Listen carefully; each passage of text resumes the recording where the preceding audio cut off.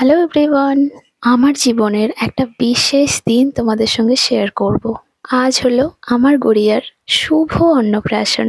হ্যাঁ, আজই আমার সোনা প্রথম ভাত খাবে। আর তার সাথে আজ কিন্তু রথযাত্রাও। আজ শুধু আমার সোনাকে প্রথম ভাত খাইয়ে রাখা হবে। আর অনুষ্ঠান কিন্তু 29 তারিখ। এই লাস্ট আমার গুড়িয়াকে চুল অবস্থায় দেখে নাও, কেননা আজই আমার গুড়িয়ার সব চুল ন্যাড়া করে দেবে।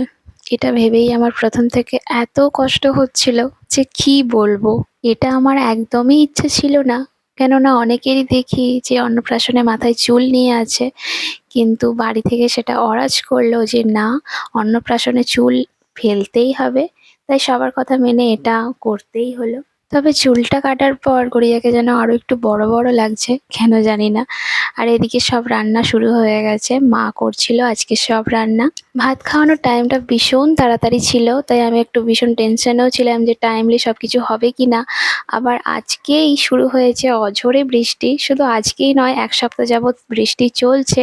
আমি ভেবেছিলাম এতদিনে হয়তো থেমে যাবে, কিন্তু না, থামেনি। বৃষ্টি ওদিকে অঝরে ঝরেই চলেছে। তাই ভাবলাম আমার গড়িয়ার কিছু একটু ফটোশ্যুট এখন করে নেওয়া যাক, যেহেতু ও এখন মুডটা একটু ভালো আছে। আর ওদিকে সবাই ছিল রান্নাতে ব্যস্ত। এখনই যদি স্নান করতে নিয়ে চলে যাওয়া হতো তাহলে আর দেরিটা হতো না। আর এখন কিন্তু খুব বৃষ্টি হচ্ছে, তাই আরো নিয়ে যাওয়া হয়নি। আমরা ভেবেছিলাম আকাশটা একটু থামলে ওকে নিয়ে যাওয়া হবে, কিন্তু মানে থামছেই না, অঝরে বৃষ্টি ঝরেই চলেছে। তো আমার তো মনে হয় আমার গুড়িয়ার যে কোনো কাজে বৃষ্টি হবে। তার কারণ হলো আমার গুড়িয়া যখন হয়েছিল, পৌষ মাসে হয়েছিল, খুব ঠান্ডার সময়, সেদিনও কিন্তু বৃষ্টি হয়েছিল। এটা আমি শুনেছি আর কি, যে জন্মের সময় যদি বৃষ্টি হয় তার যে কোনো কাজে নাকি বৃষ্টি হবেই হবে। তো এটা নিয়ে সত্যিই আমার মনে একটা ভয় ঢুকে গেছে। তো যাই হোক, এখন আমার গুড়িয়ার চলবে ফটো সেশন। আর সত্যি এত মন থেকে ভালো লাগছে যে বলে বোঝাতে পারবো না। এই তো কদিন হলো সবেমাত্র ওকে আমি ছোট্ট একটা মানুষকে এনেছিলাম। আর সে কিনা আর কিছুদিন পর থেকে, মানে কাল থেকেই সলিড ফুড শুরু করবে। আজকে ও ভাত খাবে, এটা ভেবে আমি মা হিসেবে আমার যে এত ভালো লাগছে যে বলে বোঝাতে পারবো না।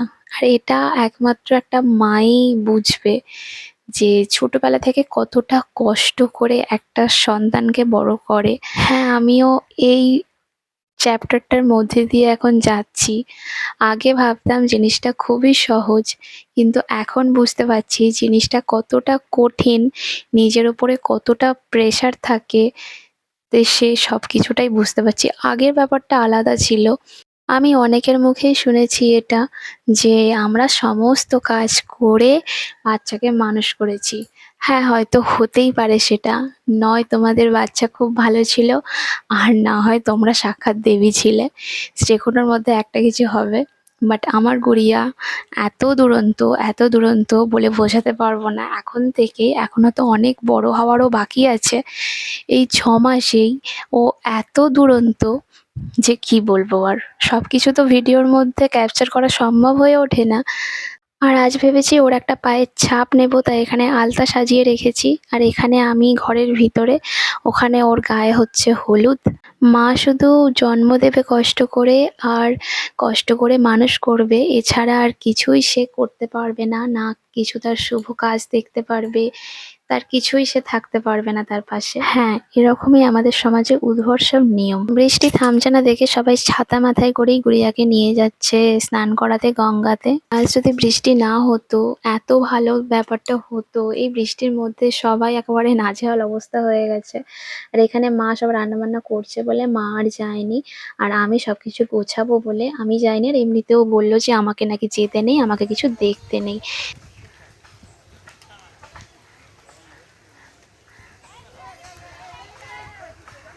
সবাই মিলে একটু এদিকে তাকিয়ে মনে একটু হাত তুলো।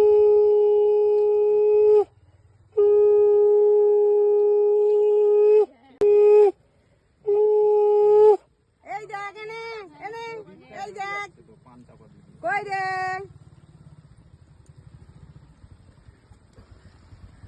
আমি কি দেখছি করছে সেইটাই তো চেয়ারে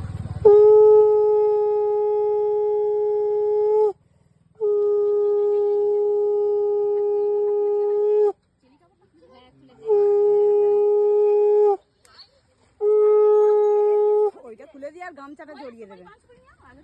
পুরো বড় নাড়া নিয়ে একবার ধরো।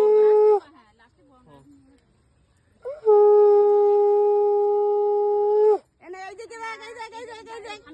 এনে, এনে, এনে। এই দেখ, এই দেখ, এই দেখ।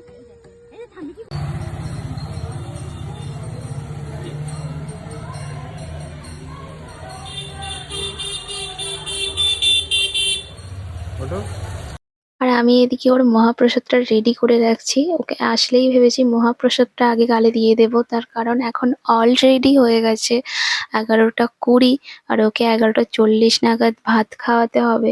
মনে হয় না টাইমলি হবে বলে, তবে যাই হোক, বলেছে ঠাকুরমশাই আজকের সারা দিনটাই খুব ভালো দিন। স্নান করিয়ে আনার পরেই ওকে মহাপ্রসাদটা খাইয়ে দেওয়া হয়েছে, আর তারপরে ও একটু ঘুমিয়ে পড়েছিল। আর এখন গড়িয়া বসে পড়েছে ভাত খাবার জন্য। হ্যাঁ, অনেক কিছুই খুঁত থেকে গেছে আমার গড়িয়ার অন্নপ্রাশনে। যেমন আশীর্বাদ পর্ব হয়নি, তারপরে যে ধরে যেটা, সেটাও হয়নি। মা বলল আমাদের এখানে নাকি ওটা নেই, বাট ওটা মনে হয় দিলে খুব ভালো হতো। আমি না ভীষণ কিন্তু খুঁতখুঁতে, মানে টাইমলি সবকিছু করব, মানে ডিসিপ্লিন প্রচুর। তো অনিয়ম হলেই আমার একদম ভালো লাগে না। যাই হোক, আমি জানি আমার গুড়িয়া অনেক ভালো থাকবে জীবনে, কারণ ওর পাপা ওর মাম্মাম যতদিন ওর পাশে আছে, পুরো ফ্যামিলি যতদিন ওর পাশে আছে, ততদিন ও খুব ভালো থাকবে, কারণ ও আমাদের সকলের আশীর্বাদ ধন্যা। আর গুড়িয়া আমাদের সকলের অনেক প্রিয়। টাইমলি সবকিছু না হলেও বাট সবকিছু যে ভালোভাবে মিটে গেছে। এরপর আছে রবিবারে অনুষ্ঠান, জানি না ওই দিন কি হবে। আজকের দিনে যদিও একটু একটু ক্যাপচার করতে পেরেছি, ওই দিনে তো একদমই সেরকম করতে পারিনি। তবে যতটুকু করেছি তোমাদের সঙ্গে অবশ্যই শেয়ার করব। আর তোমরাও সকলে আমার গুড়িয়াকে একটু আশীর্বাদ করো, যাতে আমার গুড়িয়াকে আমি মানুষের মতো মানুষ করতে পারি।